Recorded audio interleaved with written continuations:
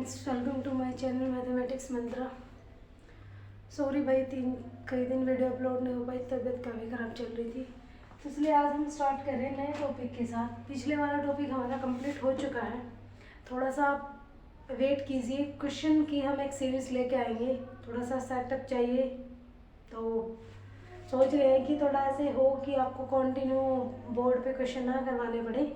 उसके लिए कुछ थोड़ा सा 4-5 दिन का वेट कीजिए, उसके बाद हम एक अच्छे से क्वेश्चंस आपको प्रोवाइड करवा पाए। तो आज हम स्टार्ट कर रहे हैं नए टॉपिक के साथ, मैट्रिक्स एंड डिटरमिनेंट के साथ। हमने सोचा था एक ग्राफ की वीडियो बनाए, ग्राफ की वीडियो, ताकि आपको ग्राफ अच्छे से आ जाए तो क्वेश्चन सोल्व करने में कोई दिक्कत ना हो। प्लीज़ कमेंट करके बताइए अगर ग्राफ की वीडियो लाइव करवाएं या रिकॉर्डिंग करवाएं, क्योंकि लाइव में थोड़ा सा ये होता है कि हाँ आपको अच्छे से चीज़ क्लियर हो जाती है। रिकॉर्डेड में ये है कि थोड़ा सा मैं अपने तरीके से समझाती हूँ, उसमें डाउट्स रह जाते हैं। तो बताइए, उसके बाद आज हम स्टार्ट कर रहे हैं मैट्रिक्स एंड डिटरमिनेंट। हम सबसे पहले इजी क्वेश्चन जो टॉपिक्स हैं वो कवर करेंगे, ताकि हमारे कुछ टॉपिक भी कवर हो जाए, ये भी लगे कि हाँ सिलेबस थोड़ा सा कवर हो रहा है और समझ भी आ जाए। उसके बाद हमारे जो थोड़े से टॉपिक हैं थोड़े से मुश्किल हैं, उसको हम बाद में करेंगे। सबसे पहले हम स्टार्ट कर रहे हैं थोड़ी सी इजीएस्ट सीरीज, जैसे सेट्स वाला टॉपिक किया था, रिलेशन एंड फंक्शन किया था। आज हम स्टार्ट कर रहे हैं matrix and determinant.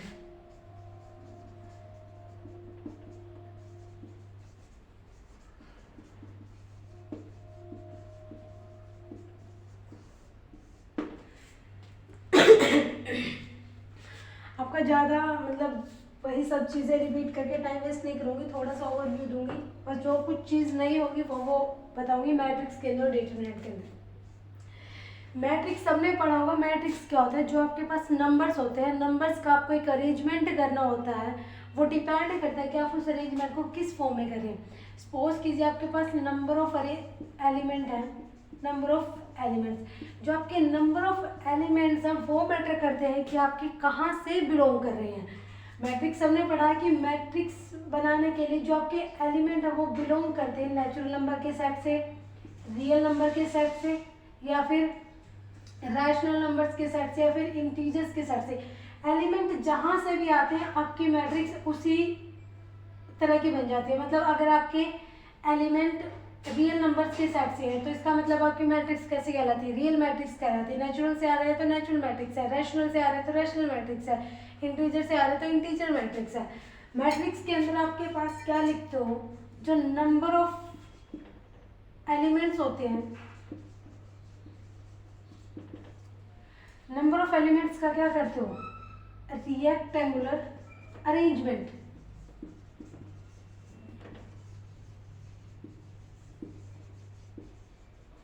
Rectangular arrangement मतलब उस मैट्रिक्स को सबसे पहले जब भी आपको मैट्रिक्स लिखने, उस मैट्रिक्स को आप एक किस फॉर्म के अंदर लिखोगे, जो आपका मैट्रिक्स की क्या होती है?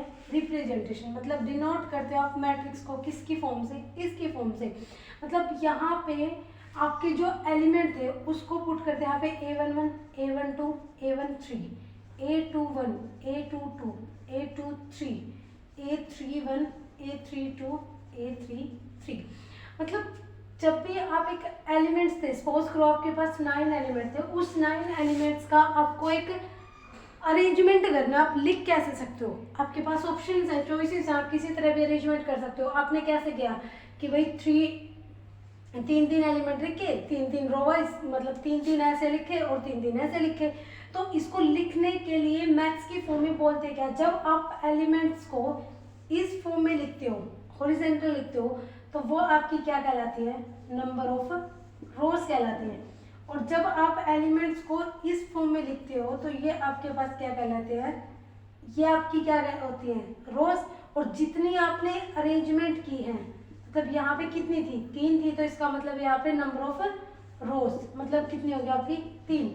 और जो आपके इस फॉर्म में लिखे जाते हैं वो आपके क्या कहलाते हैं? कॉलम कहलाते हैं। ठीक है भाई। अब यहाँ पे सपोज कितनी रो है आपके पास? 3, तो आपके पास कॉलम है, और 3 ही आपके पास क्या है? रो है।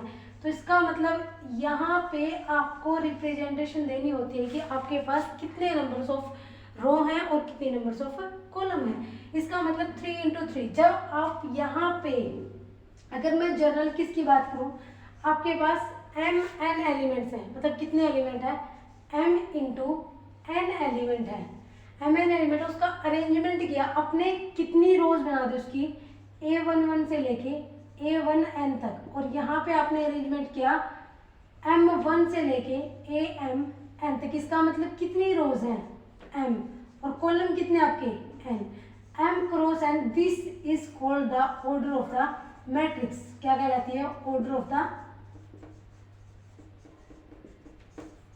मैट्रिक्स।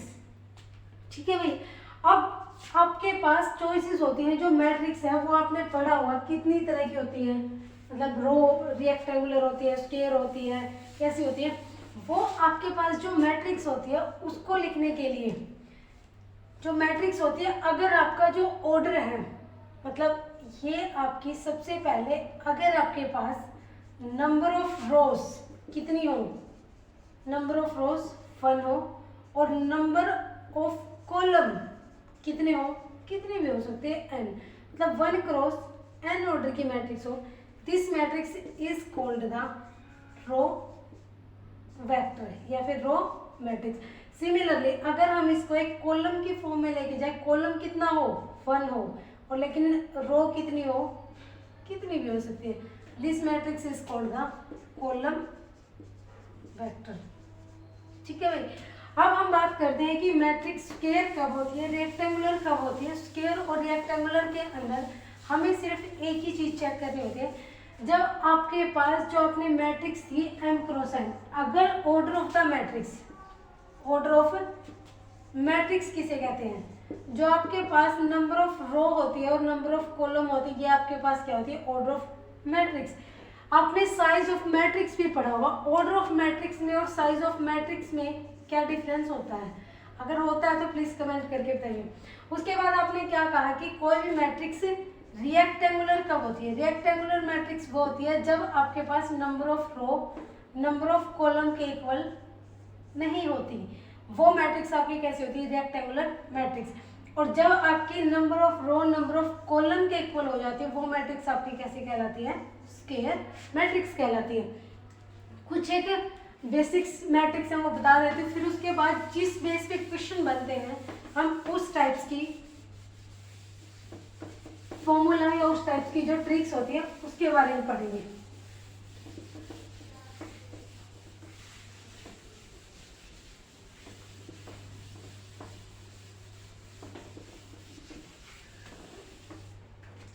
हम सबसे पहले पढ़ते हैं, आपके पास आती है, हमने पढ़ी रेक्टेंगुलर मैट्रिक्स, उसके बाद हमने पढ़ी स्क्वायर मैट्रिक्स, हमने पढ़ी row vector matrix, row matrix, उसके बाद हमने पढ़ी है कॉलम मैट्रिक्स, उसके बाद हम पढ़ते हैं मैट्रिक्स हमारी जो आती है इक्वालिटी। सबसे पहले हम बात करते हैं, ठीक है, स्केलर मैट्रिक्स। एक होती है स्केलर मैट्रिक्स, एक होती है आपकी आइडेंटिटी मैट्रिक्स। ठीक है, स्केलर मैट्रिक्स क्या होती है, जब भी आपके पास सबसे पहले स्क्वायर और आइडेंटिटी मैट्रिक्स को होने के लिए उन दोनों मैट्रिक्स को कैसा होना पड़ेगा, स्क्वायर।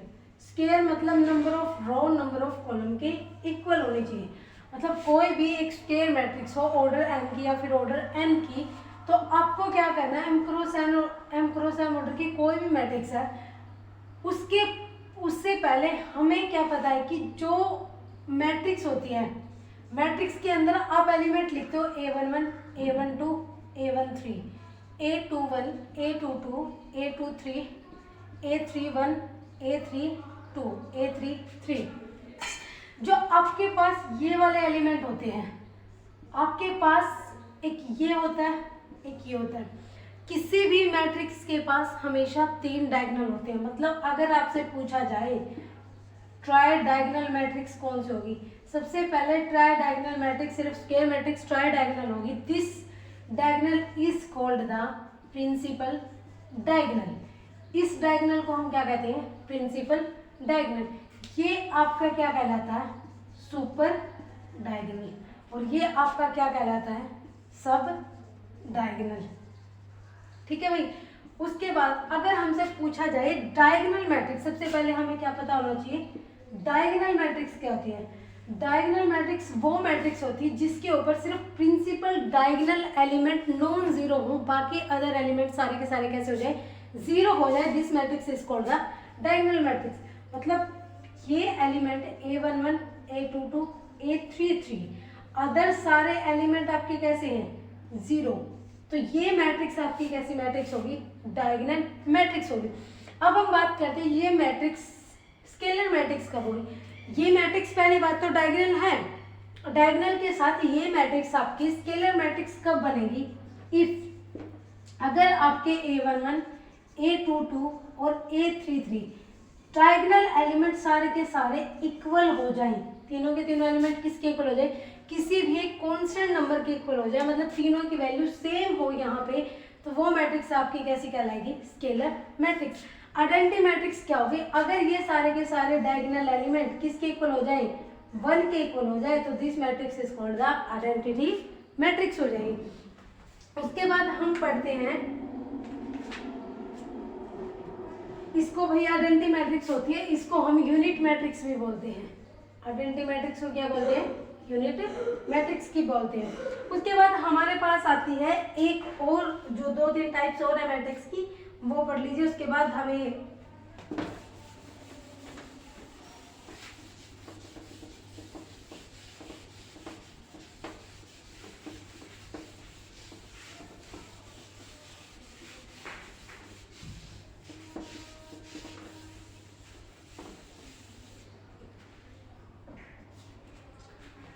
हमारे पास आती है एक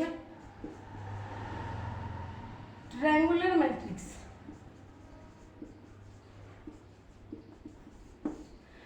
ट्रायंगुलर मैट्रिक्स वो मैट्रिक्स होती है जब भी आपके पास, पहली बात वो मैट्रिक्स कैसी होनी चाहिए, स्क्वायर मैट्रिक्स होनी चाहिए, ठीक है। ट्रायंगुलर मैट्रिक्स के अंदर जब भी हम एक स्क्वायर मैट्रिक्स लेते हैं, इस मैट्रिक्स को, सीधी सी बात है ट्रायंगुलर मैट्रिक्स है तो वो एक ट्रायंगल की फॉर्म में होगी। ट्रायंगल की फॉर्म में होने के लिए उसने क्या कहा, जब भी हम कोई मैट्रिक्स डिफाइन करते हैं, किसकी फॉर्म में, ट्रायंगुलर की फॉर्म में। ट्रायंगुलर मैट्रिक्स की कंडीशन ये कहती है कि हम ट्रायंगुलर मैट्रिक्स को 2 पार्ट में डिवाइड करते हैं, एक अपर ट्रायंगुलर मैट्रिक्स और एक लोअर ट्रायंगुलर मैट्रिक्स। उसने क्या कहा कि जब भी हमने ट्रायंगुलर मैट्रिक्स चेक करनी है, हम ये चेक करते हैं मैट्रिक्स अपर है या लोअर है। अगर वो अपर या लोअर में से एक भी मैट्रिक्स बन जाती है तो वो ट्रायंगुलर मैट्रिक्स बन जाती है। अगर हमें अपर ट्रायंगुलर मैट्रिक्स की बात करनी हो तो इसका मतलब ट्रायंगल हम किसकी तरह बना सकते हैं, तो अपर की तरफ बना सकते हैं। और सिमिलरली अगर हम देखें तो एक ट्रायंगल हमारे नीचे की तरफ बनती है जब हमारे below the diagonal element, below the diagonal element क्या हो जाए, 0 हो जाए, वो मैट्रिक्स क्या होगी, अपर। अगर हमारे पास ये सारे के सारे एलिमेंट क्या हो जाए, आपके 0 हो जाए। और अपर लोअर ट्रायंगुलर मैट्रिक्स में क्या है कि जो आपके अपर एलिमेंट है डायगोनल के ऊपर वाले, वो सारे के सारे एलिमेंट क्या हो जाए, 0। अपर में लोअर वाले 0 हो जाए, लोअर में अपर वाले 0 हो जाए, तो वो मैट्रिक्स कैसे होगी, आपकी ट्रायंगुलर मैट्रिक्स होगी। इसमें एक कंडीशन लिखी होती है कि जो आपके पास डायगोनल एलिमेंट से बिलो वाले एलिमेंट है, मतलब जो आपके i j 0 कब होगा, इफ जो i की वैल्यू वो आपकी ग्रेटर देन क्या होनी चाहिए, j, ये आपकी क्या कहलाती है, अपर ट्रायंगुलर मैट्रिक्स। और लोअर के केस में क्या होगा, a i j 0 होंगे इफ जो i की वैल्यू वो किससे छोटी होनी चाहिए, j से। ये आपकी क्या होती है, लोअर ट्रायंगुलर मैट्रिक्स। उसके बाद हमारे पास आती है मेन जो मैट्रिक्स होती है, कुछ एक मैट्रिक्स की प्रॉपर्टीज होती है। जैसे अर्थमेटिक ऑपरेशन आप जब भी लगाते हो नंबर्स के ऊपर, तो उसी तरह आप मैट्रिक्स के ऊपर भी क्या लगाओगे, ऑपरेशन, एडिशन का, मल्टीप्लिकेशन का, सब्ट्रैक्शन का। तो सीधी सी बात है, जो आपकी मैट्रिक्स होती है, एडिशन के लिए आपको सिंपली पता भी, जब भी आपको कोई 2 मैट्रिक्स दे रखी है ए और बी, कोई 2 मैट्रिक्स है, अगर उनको ऐड करना है तो उनको सिंपली कब ऐड कर सकते हैं, जब दोनों मैट्रिक्स का ऑर्डर कैसा हो, आपका सेम ऑर्डर की मैट्रिक्स हो। सब्ट्रैक्ट करनी है तो सब्ट्रैक्शन के लिए भी आपको ऑर्डर क्या होना चाहिए, सेम होना चाहिए। लेकिन मल्टीप्लाई मैट्रिक्स, अगर हम कोई भी 2 मैट्रिक्स हैं ए और बी, उन मैट्रिक्स की क्या कर रहे हैं, multiply, multiplication of the 2 matrix is capable if वो कैपेबल कब होती है, जो ए की तो आपके कॉलम और बी की आपकी क्या होनी चाहिए, रो। अगर ए के कॉलम और बी की रो आपकी इक्वल हो जाए तो वो मैट्रिक्स आपकी किसके लिए कैपेबल होती है, मैट्रिक्स मल्टीप्लिकेशन के लिए कैपेबल होती है। सबसे मेन इंपॉर्टेंट एक चीज है आपके पास, ये तो सिंपली प्रॉपर्टी थी भाई। इसके बाद आपके पास मेन चीज आती है trace of the matrix.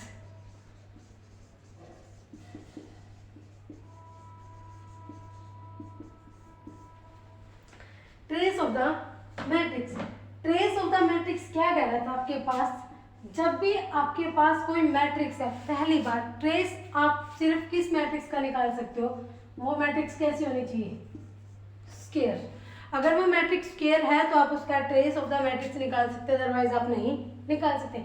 Trace of the matrix के लिए आपने क्या कहा कि जो भी आपके पास डायगोनल एलिमेंट होते हैं, जो डायगोनल भी ये नहीं, जो आप यहाँ पे क्या लिखोगे, ट्रेस ऑफ द मैट्रिक्स क्या कहलाता है, the sum of the principal diagonal element of the matrix is called the trace of the matrix. Sum of the principal diagonal of the matrix is called the trace.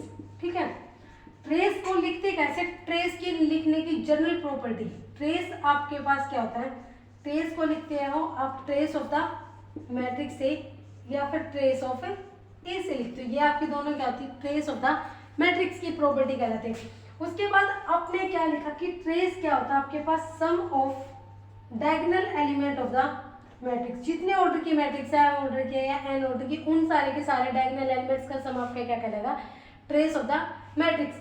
Trace की कुछ properties होती है, मैं बता देती हूँ, सबने पढ़ा होगा, जो मैट्रिक्स होती है transpose of the matrix, transpose of the matrix, transpose of the matrix, transpose का मतलब होता है जब भी आपके पास कोई मैट्रिक्स दी जाती है ए आई से, मतलब रो को किस में चेंज कर दिया, कॉलम में, और कॉलम को किस में चेंज कर दे, रो में, तो वो मैट्रिक्स आपकी क्या कहलाती है, transpose of the matrix. Transpose of matrix को किससे डिनोट करते हैं, ए टी से डिनोट करते हैं या फिर ए डैश से डिनोट करते हैं, ये आपकी क्या कहलाती है, transpose of the matrix. Transpose of matrix की कुछ एक प्रॉपर्टीज होती हैं, आपने पढ़ा होगा, जो आपके पास ए ट्रांसपोज का ट्रांसपोज होता है, अगर आप किसी चीज का दो बार ट्रांसपोज लोगे तो वो वही मैट्रिक्स बन जाएगी। इसका प्रूफ करना हो तो बता देना भाई। ट्रांसपोज मतलब आपने क्या किया, ए आई से कोई मैट्रिक्स है, उसका पहले आपने ट्रांसपोज किया तो रो कॉलम में, कॉलम रो में, तो क्या होगा, ए जे आई, फिर से आपने उसका क्या किया है, ट्रांसपोज, क्योंकि दो बार ट्रांसपोज की बात करिए तो वापिस क्या होगा, आई जे में, तो इसका मतलब ये वापिस से क्या आ गई, वही मैट्रिक्स, तो ये आपकी क्या होगी, A transpose is equal to A, मतलब ट्रांसपोज ऑफ द मैट्रिक्स वापिस किसके बराबर होता है, ए के बराबर होता है। एक और प्रॉपर्टी होती है, ए प्लस बी का ट्रांसपोज ओपन करते हो तो A transpose plus B transpose, मतलब सब में as it is transpose open हो जाता है। लेकिन जब आप प्रोडक्ट में ट्रांसपोज अप्लाई करते हो तो B transpose A transpose, this property is called the reversal law of the matrix. इसको हम क्या कहते हैं, reversal law of the matrix. उसके बाद हमारे पास एक प्रॉपर्टीज होती है के ए का ट्रांसपोज, अगर हमें कोई स्केलर के साथ ट्रांसपोज लेना उस मैट्रिक्स का, तो हमारे पास डिपेंड करता है के आगे आ गया ए ट्रांसपोज, सिर्फ किसका ट्रांसपोज होता है, ए का ट्रांसपोज होता है। और एक चीज हमने ये प्रॉपर्टी इसलिए की क्योंकि जो जो चीज साथ में यूज होती जाएगी वो चीजें मैं साथ में बताती जाऊंगी। उसके बाद आपने क्या पढ़ा, trace of the matrix. Trace of matrix की पहली प्रॉपर्टी क्या कहती है, trace of A is equal to trace of A transpose, trace of A B equals to trace of B. भाई इस टॉपिक से 100% क्वेश्चन बनता ही बनता है, ये नेट के लिए इंपॉर्टेंट है, नेट में क्वेश्चन बन जाता है इसमें, तो ऑब्वियसली केवीएस एनवीएस में तो क्वेश्चन बनेगा, तो मैट्रिक्स में यहीं से क्वेश्चन बनेगा। Trace of A B. Third property आपके पास क्या कह लेती है, trace of alpha A plus beta B, मतलब कोई भी प्रॉपर्टी है alpha into trace of A plus beta into trace of B. ठीक है,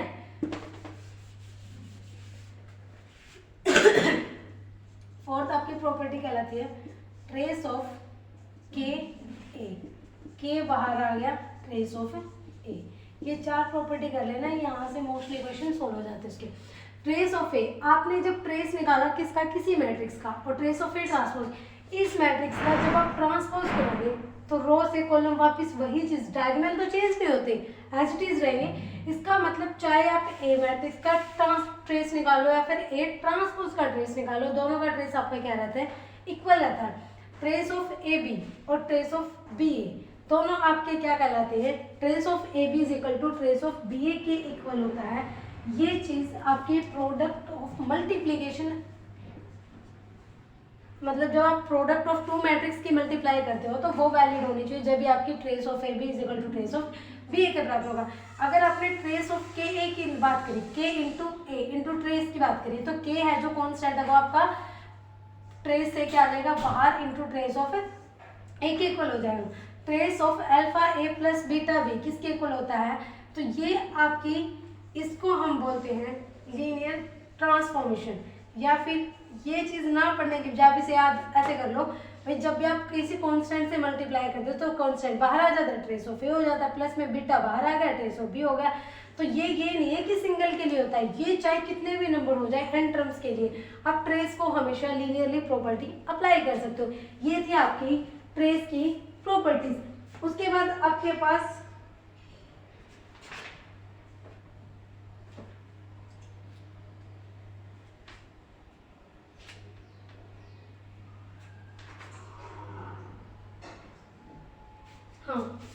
उसके बाद मेन चीज आपके पास एक टॉपिक और है जहाँ से क्वेश्चन बनता है इसके अंदर, वो आपके पास होता है, सबने पढ़ा होगा, मेनली 5-6 मैट्रिक्स होती हैं जो मोस्टली इंपॉर्टेंट भी होती है, इसमें क्वेश्चन भी बनता है।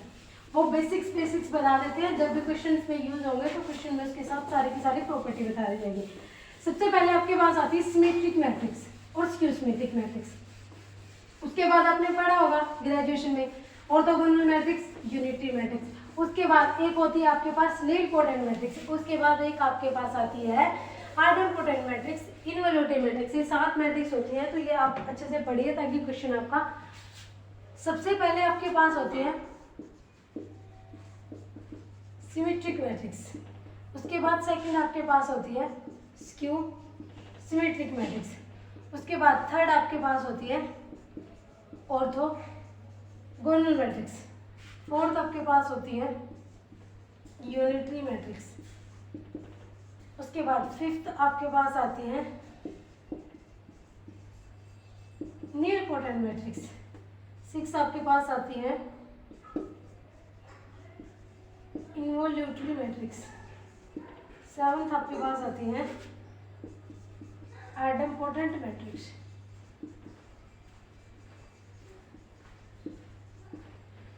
सबसे पहले हम बात कर रहे हैं सिमेट्रिक मैट्रिक्स। सिमेट्रिक मैट्रिक्स क्या होती है, अभी जो ट्रांसपोज पढ़ के आएंगे, अगर उस मैट्रिक्स का ट्रांसपोज उसी मैट्रिक्स के इक्वल आ जाए तो वो मैट्रिक्स आपकी कहते हैं सिमेट्रिक। सिमेट्रिक डेफिनेशन नाम ही आपको ये बता रहा है, सिमेट्रिक मतलब जब भी किसी चीज़ में सिमेट्री होती है तो इसका मतलब वो सिमेट्रिक मैट्रिक्स है। और मैट्रिक्स के केस में सिमेट्री हम कहाँ से चेक करते हैं, ट्रांसपोज के केस में। अगर ए ट्रांसपोज ए के इक्वल आ जाए वापिस से तो वो मैट्रिक्स आपकी क्या कहलाएगी, सिमेट्रिक मैट्रिक्स। अगर इसको हम जनरल मैथ की फॉर्म में लिखे ए आई जे इक्वल टू ए आई जे, अगर वो चीज़ ट्रांसपोज के बाद भी सेम एच टी वही एलिमेंट दे रही है तो इसका मतलब फॉर एग्जांपल मान के चलो 1 2 2 1 ये मैट्रिक्स थी, आपने इसका क्या किया, ट्रांसपोज करो, रो कॉलम में चेंज हो गया, कॉलम रो में, तो आपके पास वही मैट्रिक्स आ रही है। इसका मतलब ये मैट्रिक्स आपकी कैसी है, सिमेट्रिक मैट्रिक्स है।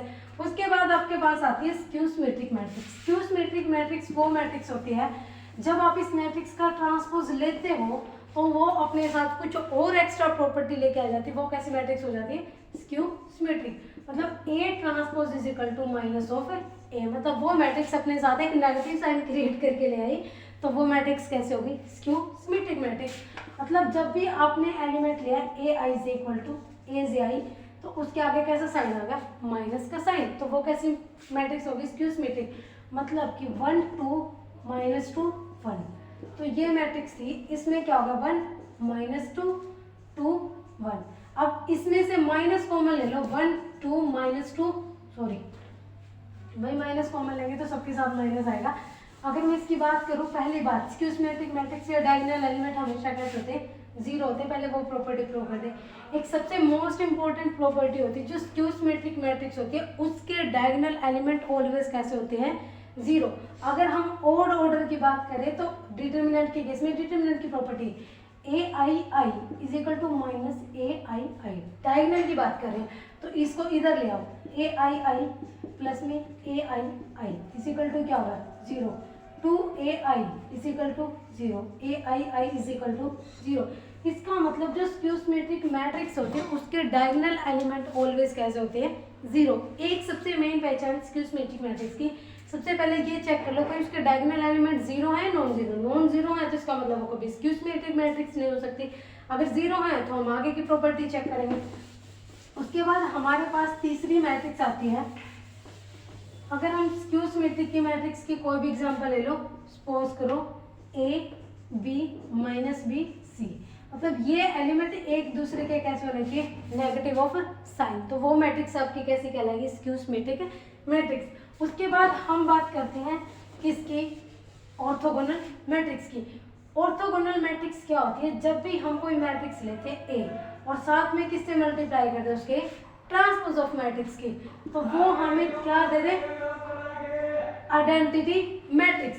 अगर वो हमें क्या दे दे, आइडेंटिटी मैट्रिक्स, या फिर A transpose into A of A भी हमें क्या दे दे, आइडेंटिटी मैट्रिक्स। सबने पढ़ा हुआ जो कॉम्यूटेटिव प्रॉपर्टीज होती है मैट्रिक्स मल्टीप्लिकेशन के अंदर, वो कभी भी होल्ड नहीं करती, जनरली पर्टिकुलर केसेस में ही होल्ड करती है। तो इसका मतलब प्रॉपर्टी क्या कहती है कि A transpose is equal to identity of the matrix is equal to A transpose equal to A. अगर ये आपकी प्रॉपर्टी होल्ड हो जाए तो ये क्या होती है, ऑर्थोगोनल मैट्रिक्स। भाई सिर्फ यहाँ पे प्रॉपर्टीज बताऊंगे, लेकिन जब भी क्वेश्चन करने होंगे तो हम डायरेक्ट ट्रिक से क्वेश्चन करेंगे, वहाँ पे जो ट्रिक लगेगी वो मैं साथ साथ बता दूंगी। यूनिटरी मैट्रिक्स, फिर भी आपको पहचान होनी चाहिए कि ऑर्थोगोनल मैट्रिक्स क्या होती है, यूनिटरी मैट्रिक्स। यूनिटरी मैट्रिक्स की बात करें तो यूनिटरी मैट्रिक्स हमारे पास एक नई चीज आ गई। यूनिटरी मैट्रिक्स को सबने पढ़ा होगा, A star is equal to identity equal to A star A. ये चीज आपकी क्या होती है, यूनिटरी मैट्रिक्स। लेकिन जो स्टार वाली कंडीशन है, इसको ए स्टार किसके इक्वल होता है, ट्रांसपोज का कॉन्जुगेट या फिर कॉन्जुगेट का ट्रांसपोज, ये आपकी क्या कहलाती है, ए स्टार। लेकिन सबसे पहले अगर मैं बात करूं ये क्या होता है, ये ए स्टार कहाँ से है, इसकी बात करते हैं। तो सबसे पहले आपको पता है कि ट्रांसपोज आप पढ़ के आए हो, मतलब ए ट्रांसपोज जो मैट्रिक्स थी, रो को कॉलम में और कॉलम को रो में चेंज किया। उसके बाद आपके पास कंडीशन क्या करके आती है, जब भी आपके पास इस टाइप्स की कोई मैट्रिक्स होती है, इसका मतलब जो बार होता है ये सिर्फ किसके ऊपर होता है, कॉन्जुगेट। इसको हम बोलते हैं conjugate of the matrix. Conjugate की प्रॉपर्टी क्या कहती है, जब भी कोई मैट्रिक्स होता है उसका हम क्या कहते हैं, कॉन्जुगेट। मतलब मैट्रिक्स के जो एलिमेंट है वो कहाँ से बिलोंग करें, कॉम्प्लेक्स नंबर ऑफ सेट्स के अंदर से। मतलब इसके अंदर कंडीशन क्या होती है, जब भी जो एलिमेंट होते हैं मैट्रिक्स के, उसको हम उस किससे रिप्लेस किया जाता है, उसके कॉन्जुगेट ऑफ द मैट्रिक्स के जो एलिमेंट होते हैं उसको उसके कॉन्जुगेट से रिप्लेस कर दिया जाता है, तो वो आपकी क्या होती है, कॉन्जुगेट ऑफ द मैट्रिक्स। उसके लिए हमने क्या कहा कि जो ए ट्रांसपोज है और ट्रांसपोज का हमने क्या ले लिया, कॉन्जुगेट। इसकी कुछ प्रॉपर्टीज होती हैं। सबसे मेन प्रॉपर्टी जो यूज होती है, जब भी हम के ए लेते हैं और उसका क्या लेते हैं, कॉन्जुगेट, तो के ऊपर भी कॉन्जुगेट आता है और ए के ऊपर भी कॉन्जुगेट आता है। लेकिन कंडीशन होती है, अगर के आपका रियल है तो उसके ऊपर कॉन्जुगेट का कोई फर्क नहीं पड़ता। लेकिन अगर के आपका कॉम्प्लेक्स नंबर है तो ऑब्वियसली वो अपने साथ अपना कॉन्जुगेट लेके आएगा। दूसरी प्रॉपर्टी, आपने एक और प्रॉपर्टी है ए बी का कॉन्जुगेट, जिसको हमने रिवर्सल लॉ ऑफ मैट्रिक्स पढ़ा था ट्रांसपोज के केस में। लेकिन इस केस में आपके पास क्या, बी कॉन्जुगेट ए कॉन्जुगेट, ऐसा कुछ नहीं होने वाला। इसमें सिंपल क्या होता है, ए बी का कॉन्जुगेट किसके इक्वल होता है, ए कॉन्जुगेट बी कॉन्जुगेट की। सम के केस में करेंगे तो ए प्लस बी कॉन्जुगेट किसके इक्वल होता है, ए कॉन्जुगेट प्लस में बी कॉन्जुगेट के इक्वल होता है। अब हम बात करते हैं ए स्टार।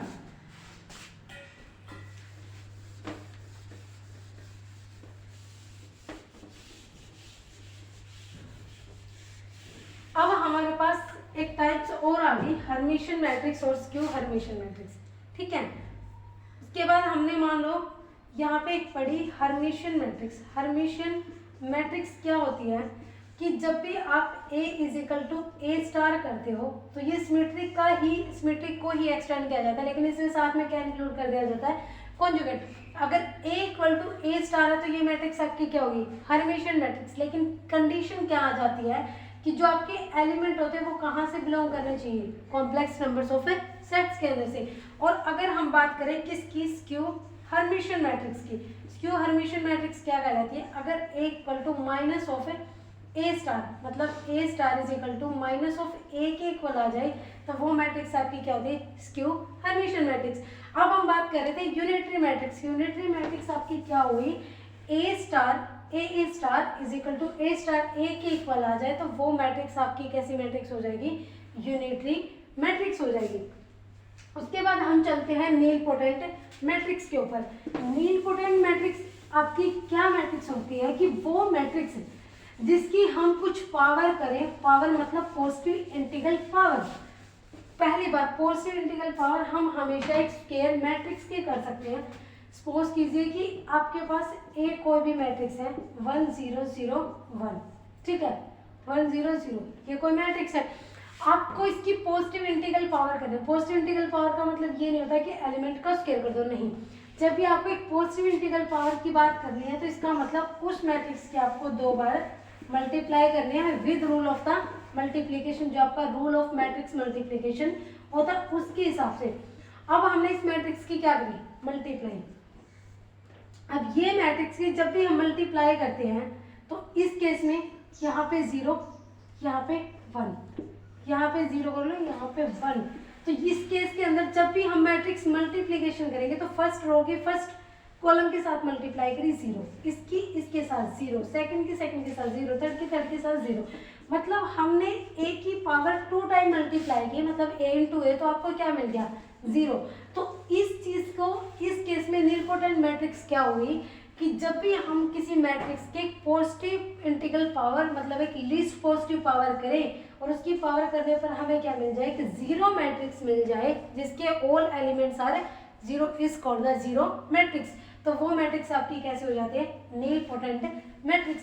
हम बात कर रहे हैं अब किसकी, इन्वोल्यूटरी मैट्रिक्स की। इन्वोल्यूटरी मैट्रिक्स वो मैट्रिक्स होती हैं जब हम किसी मैट्रिक्स की पावर कितनी करें, 2 ही करें, वो मैट्रिक्स हमें क्या देते हैं, आइडेंटिटी मैट्रिक्स। जब भी किसी मैट्रिक्स की पावर करने पर हमें क्या मिल रहा है, आइडेंटिटी मैट्रिक्स मिल रही है, तो इसका मतलब वो मैट्रिक्स आपकी क्या कहलाती है, इन्वोल्यूटरी मैट्रिक्स कहलाती है। और आइडेंटिटी मैट्रिक्स क्या कहलाती है, जब भी हम कोई मैट्रिक्स का स्क्वायर करें और हमें वही मैट्रिक्स मिल जाए, वो मैट्रिक्स आपकी क्या कहलाती है, आइडेंटिटी मैट्रिक्स। अभी एक एग्जांपल क्या था, 1 0 0 0, इसकी मल्टीप्लाई कितनी भी बार कर लो, 0 1 1 आ गया, 0 0 0, मतलब एक ही A इंटू A करने पर वापस वही मैट्रिक्स मिल रहे हैं, मतलब A square is equal to A। तो ये मैट्रिक्स आपकी क्या मैट्रिक्स बन गई, आइडेंटिटी मैट्रिक्स बन गई। उसके बाद हमारे पास कुछ एक प्रॉपर्टीज और हैं, 2 प्रॉपर्टी मेन जो हम यूज करेंगे, लेकिन वो मैट्रिक्स हम यूज करेंगे किसके अंदर, डिटरमिनेंट के अंदर। एक होती है सिंगुलर मैट्रिक्स, एक होती है non singular matrix. Singular matrix वो होती है जब हम डिटरमिनेंट पढ़ेंगे, डिटरमिनेंट इक्वल टू उसका क्या हो जाए, 0, तो सिंगुलर मैट्रिक्स होती है। और जब हमारे पास डिटरमिनेंट नॉन 0 हो जाए तो वो हम क्या करेंगे, नॉन सिंगुलर मैट्रिक्स। तो एक डिटरमिनेंट के टॉपिक करेंगे तो डिटरमिनेंट के केस में सिंगुलर नॉन सिंगुलर को अच्छे से डिस्कस करेंगे। मिलते हैं नेक्स्ट वीडियो में।